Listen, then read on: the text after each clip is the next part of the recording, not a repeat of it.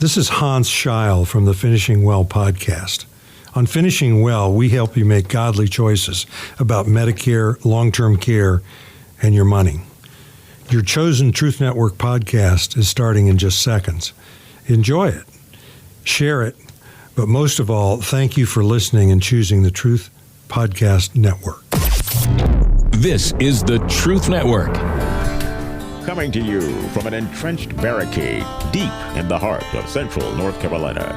Masculine Journey After Hours. A time to go deeper and be more transparent on the topic covered on this week's broadcast. So sit back and join us on this adventure. The Masculine Journey After Hours starts here now. Yes, it is an adventure deep in the bunker. This close to Christmas Eve. Eve is when this is being released. So you might actually hear this on Christmas Eve. Pretty exciting. And at this point in time, there will have been a Joyride episode, so all kinds of adventure. As the topic this week, Sam, you set it up since it was your idea. Okay. A couple of weeks ago, I started watching some Christmas movies, trying to get in the Christmas spirit and being intentional about watching them this year. And I started with Home Alone. Not Die Hard? Not Die Hard. That's still on my list.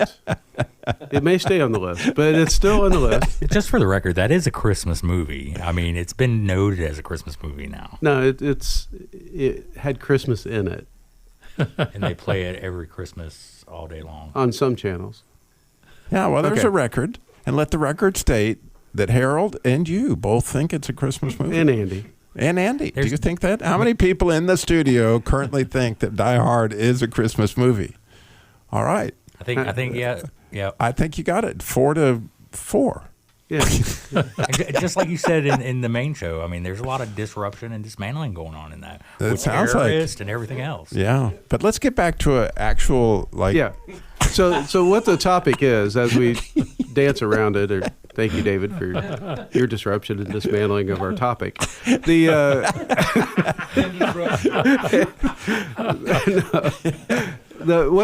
So I'm watching Home Alone, and so I get to the scene where John Candy is in it with the mom, and they're talking, and it's a scene about woundedness, on our kids getting wounded. That's what the mom's worried about, is Kevin getting wounded in this whole situation, and how horrible of a parent she is. And so as I'm watching it, I'm like, that's really a masculine journey topic in the middle of a Christmas movie.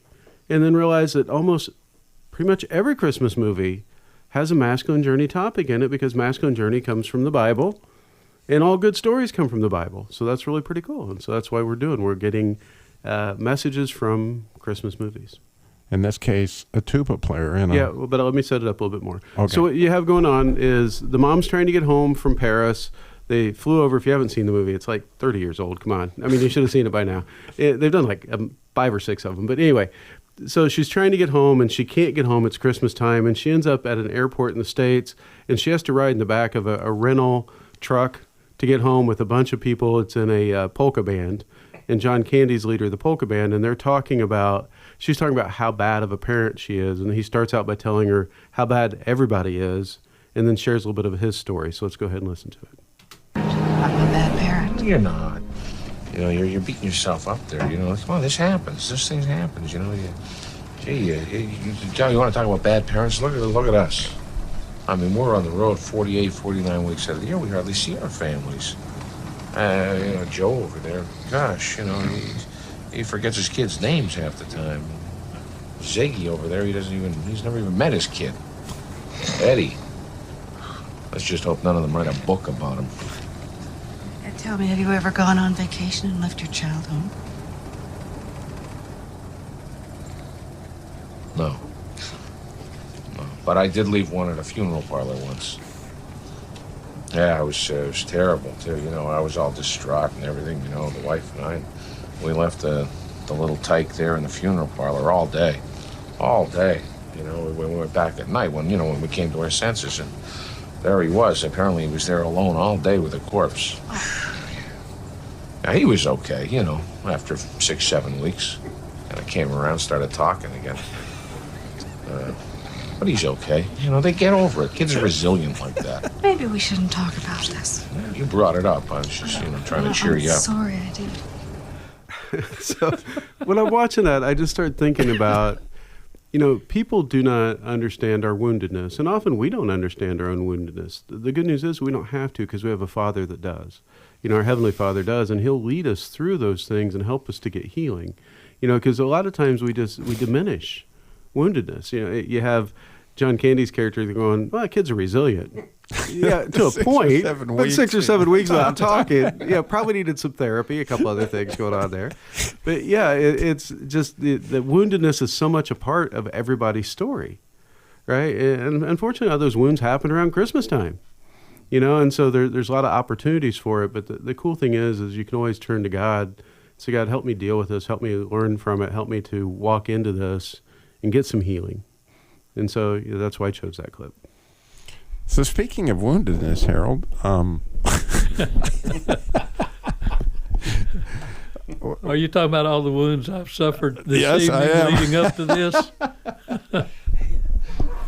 So Harold had kind of a unique view of a Christmas movie. No, very unique for Jim's sake. Yeah, for Jim. Well, in thinking about a movie that would demonstrate some of the characteristics of the masculine journey, I picked this one because it's dealing with rescuing the beauty and a battle to fight. And that was why I chose it originally. But another thing has occurred to me, that Jesus came into a battle where he was grossly outnumbered, outgunned in some respects, but he didn't shy away from the battle, and he fought it through and won. So that's what this movie shows me, is determination on the part of someone who's not willing to see his loved one. So just for those of us humorists that have never seen the movie, I've heard this clip to know there's a great deal of shooting, but what is actually happening? Kind of. I know this is the trailer, but I didn't get a sense of anything other than a great deal of gunfire. When he says it, for those of us that haven't seen it, I think has everybody else seen the movie? So it's just you. Oh, okay. Yeah, well, there might be a listener out there like Okay, me yeah. that's never, A group of terrorists have taken over this big building and taken a lot of hostages that they're threatening to kill, and in fact do kill some.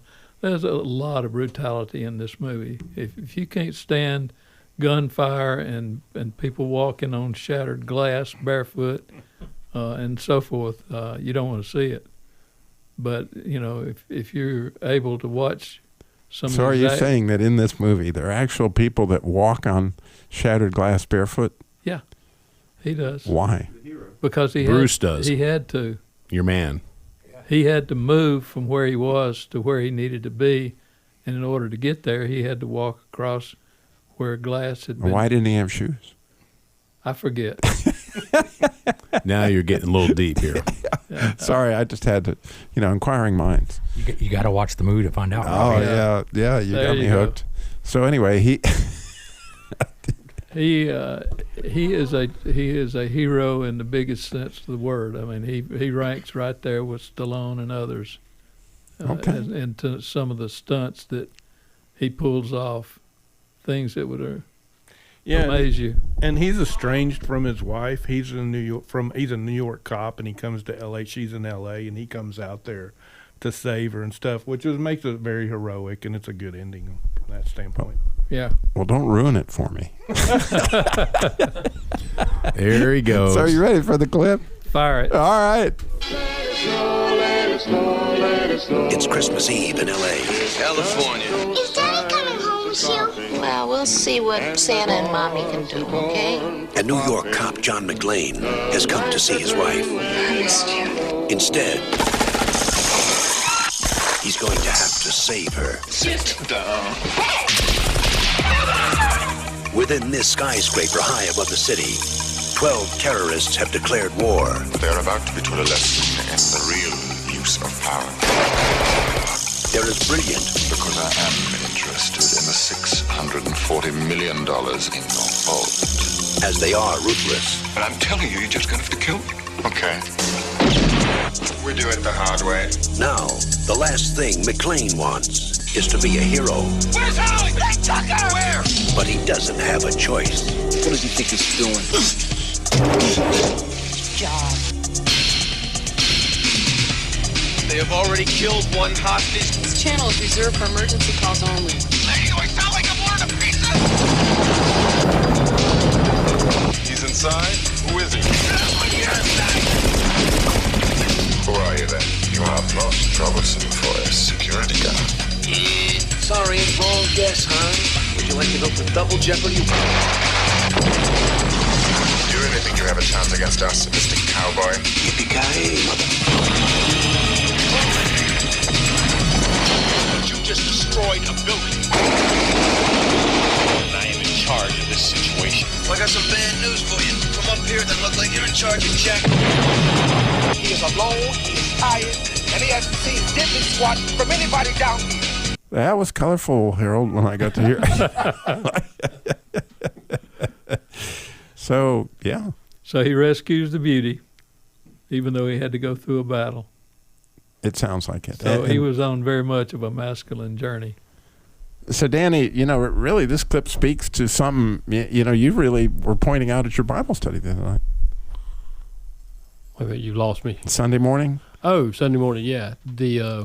We were talking about, the pastor's message was on the shepherds and that scene around Bethlehem. And as I was reading it, I thought about, all of a sudden, there was a host of heavenly angels. And we've talked about it around here, about the host has reference to military and battle. And I'm thinking, why did we need a host of angels around a couple of shepherds? And what I realized was because John Eldridge makes the case, and I read about it and talked about it in a larger story, in Revelations 12, is another view of the manger scene, where it talks about the red dragon ready to devour the child. So what you saw there was the Navy SEALs of heaven protecting the king. And that's kind of what I laid out to my prayer group on Sunday, and, the shocked faces of. But one man did say he had a red dragon at his manger scene, so I thought he my was a friend. missionary, yeah? Yeah, that's my friend. And so we had talked about a couple of weeks ago, there in Genesis, I think it's chapter 2, right at the beginning, God made all of the host, is what it says, when he made all of the host. And when you look at that word in Hebrew, it's quite clearly an army. I mean, it's translated host there, but many, many times in the scripture, it's translated army. And so as we talk about the larger story, that, what kind of story is God telling that these major armies are on the field? Like, you go to a movie like Die Hard, in Harold's defense, and you begin to see all this weaponry. There's a big thing going on. This is there's a story to be told, and clearly there was a lot of weaponry there on that night. In my defense, they don't have guns in Braveheart, but they kill just as many people. Yeah. Probably just as gory, Yeah, it's the whole D-Day invasion. Oh, the more I think about it, Harold, the more I like your clip.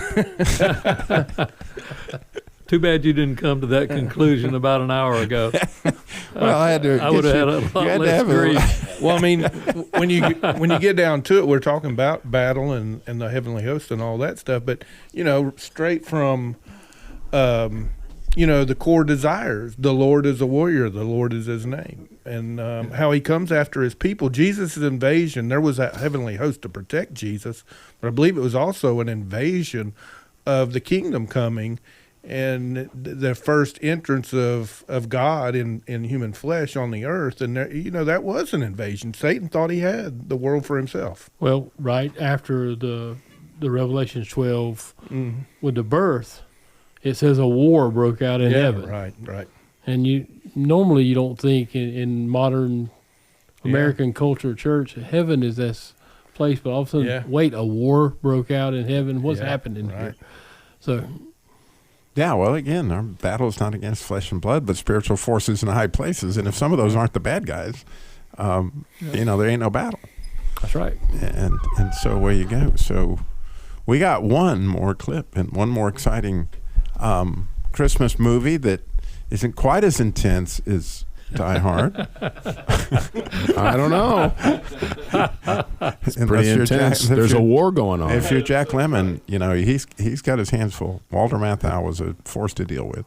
Yeah, they're a force to deal with, as you'll find out in the clip a little bit. But I was trying to figure out, because there's so many different Christmas movies and there's so many different themes that we talk about in the masculine journey, trying to marry those two, and you can go so many different places. But then I kind of thought about my own Christmas heart, and where it really came out was back when I was it two sizes too small? No. Some would probably say so.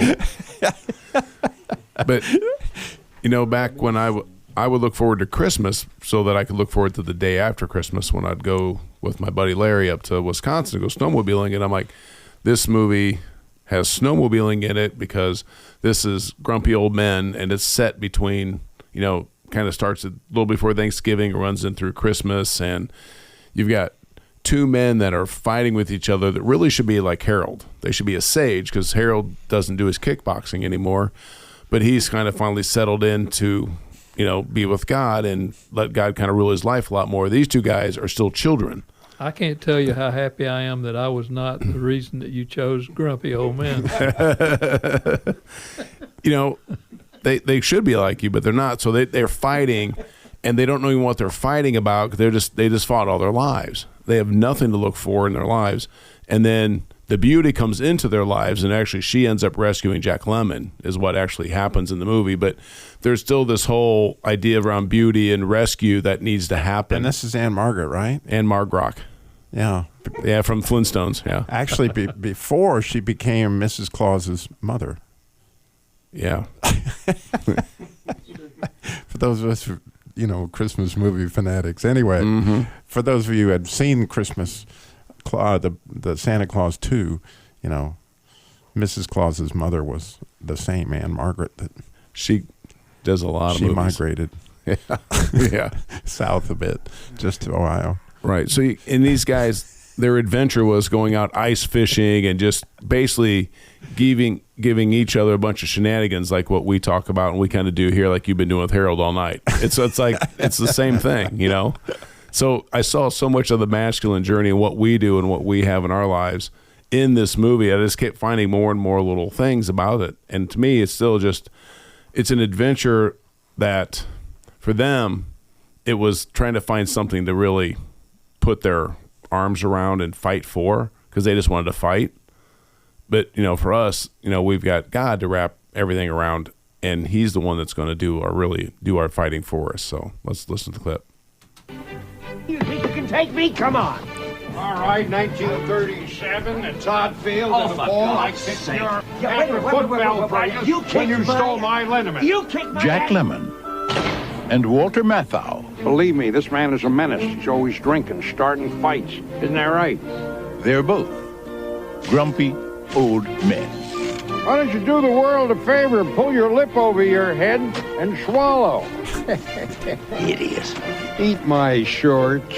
So what? But after 50 years What? of fighting over nothing, What? what? So? What? They finally found something. Holy moly. Worth fighting for. See, women get obsessed with me. It's like one of them fatal attraction things. My shirt. My shirt so sexy. It hurts. Oh, yeah. Just beautiful. Thank you. Jack Lemmon. Your cat crapped on my steps again. Yeah, who says you can't train a cat? Walter Matthau. Why would a woman come over at 1:30 in the morning to see you? Just why do you think, bonehead? Oh my God. And Margaret. John, when was the last time you made love? October 4th, 1978. Grumpy old men. And a theme that runs throughout most of our clips and what runs through our lives continuously is humor. And that's something we all draws us closer together and closer to God. I mean, we love to point out the humor in the Bible. That is just one of our favorite things to do. And if we can't be picking on each other, we're really not that happy right now, you know? Oh, and I was marveling this morning, right? At Isaac's name was He Laughs, right? And I don't think it's any coincidence that most of the great comics happen to be Jewish. It's no, you know, that it's telling you that, you know, that there's a lot of laughter involved, and there's no doubt that God, you know, was getting a big kick out of all the shenanigans, right? And the story that he tells, and so much of what makes you have fun is and in my opinion, Walter Matthau and Jack Lemmon truly loved each other on a really cool level, and that's their love language. Yeah.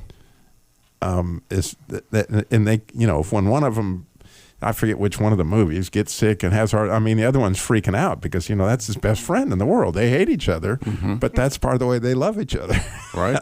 You know, it's just, you know, that's how it works. And it's like that. And I love the whole concept of, you know, and I never really had thought about it prior to the masculine journey that, you know, however you want to say it, abusing one another is a love language. Right, Harold? Absolutely.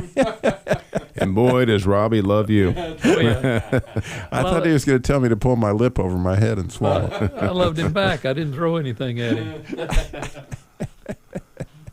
So I, you know, as you guys watch the movies, right, that you love this Christmas, you know, what an opportunity to hear God speak.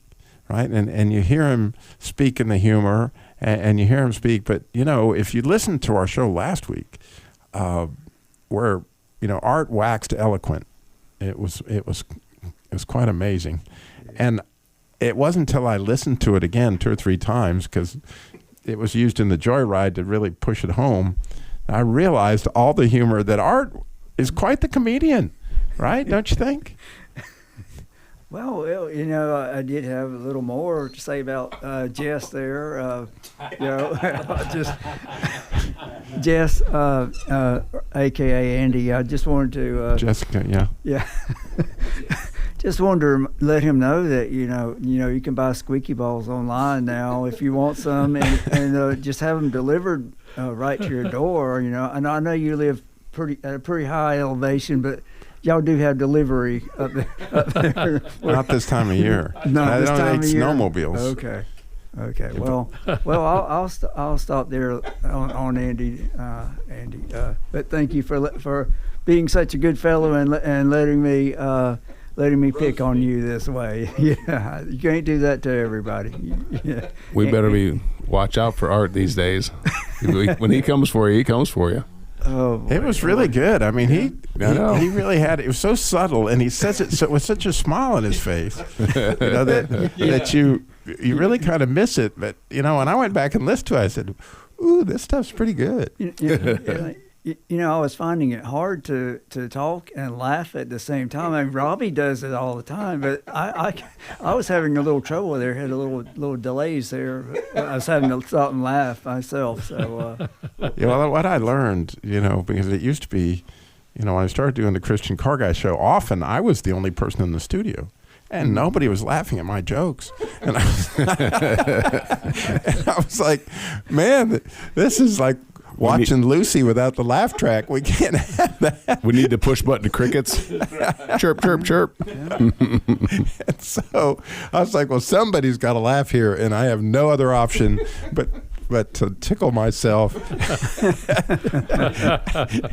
But I like that, Art. Very good. Very observant of you. Thank you. And I do have an update tonight for my followers, both of them.